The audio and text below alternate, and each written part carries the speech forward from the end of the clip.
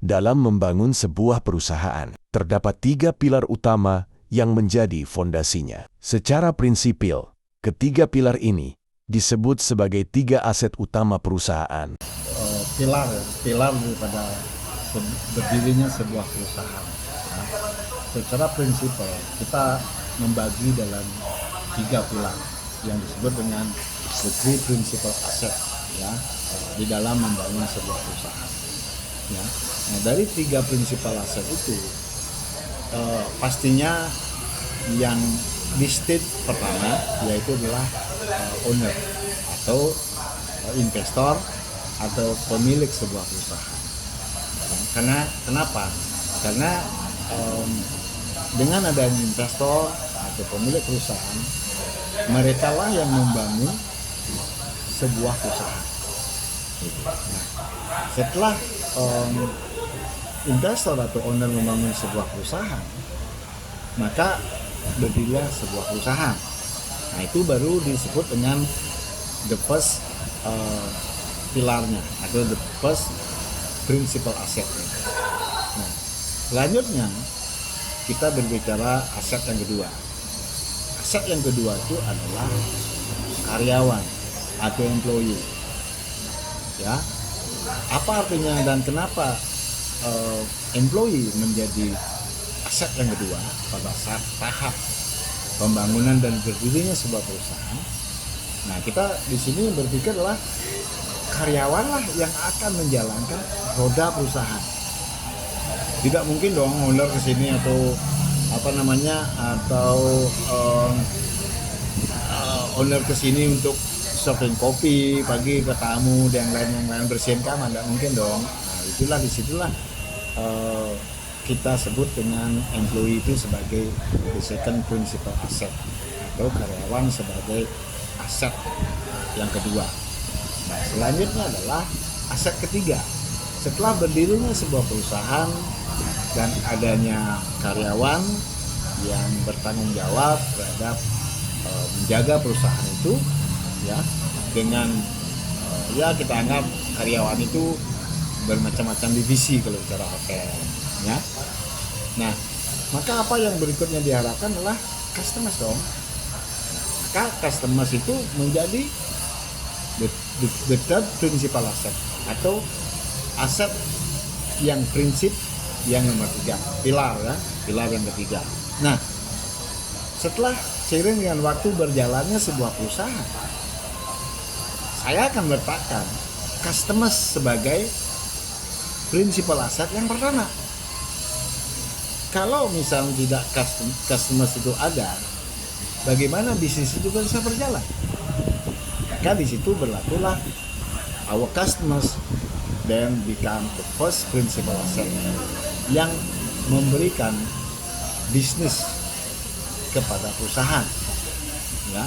Nah, caranya bagaimana? Caranya adalah bagaimana kita melayani customers itu dengan sebaik-baiknya. Ya, dengan sebaik-baiknya.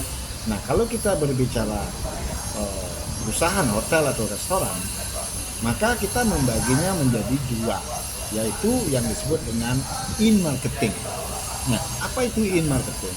In-marketing adalah tentang bagaimana kita berpikir bagaimana kita memarketingkan di dalam dulu tentang products.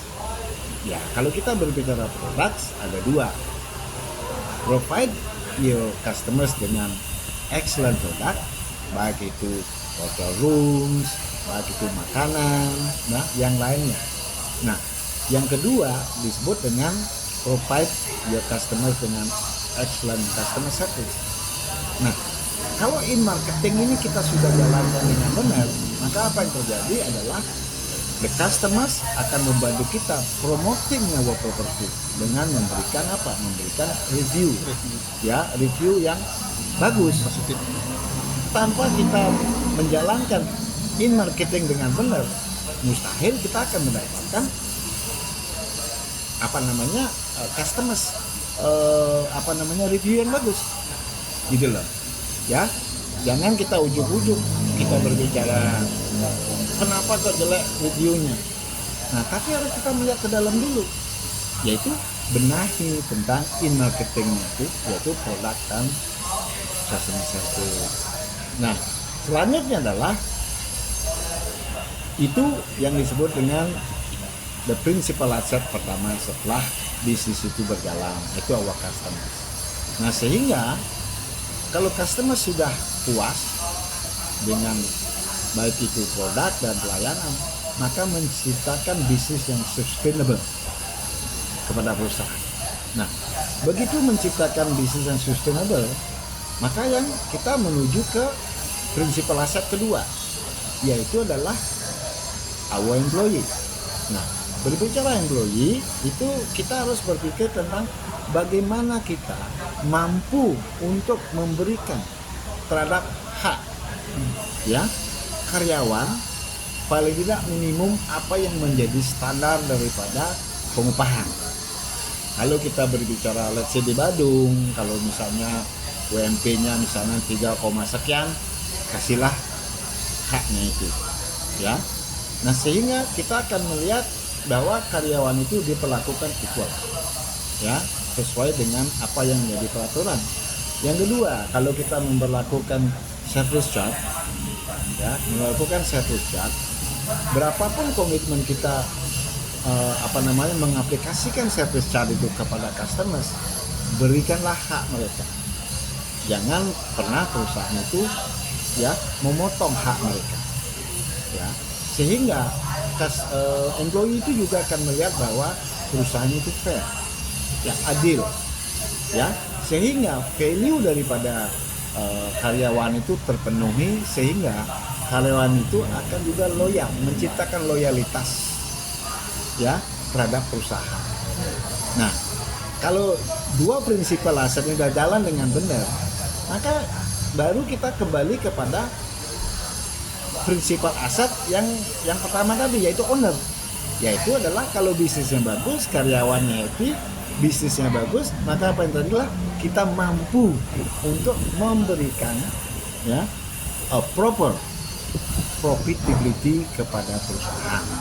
Nah, itulah yang kami sebut dengan the three principal asset perusahaan untuk menjalankan perusahaan itu dengan sustainable dan berkelanjutan. Jadinya equal dalam artian apa yang menjadi hak daripada customers ya, value for money-nya, apa yang menjadi hak dan kewajiban daripada karyawan itu, yaitu adalah satu, menerima haknya dari perusahaan, dan kedua adalah kewajibannya memberikan ya pelayanan yang terbaik kepada customers. Dan kalau sudah dua itu jalan, maka kita mampu menciptakan happy owner ya, owner jadi senang karena kita mampu memberikan profitability terhadap perusahaan ya, dengan baik. Demikian Pak. Oke.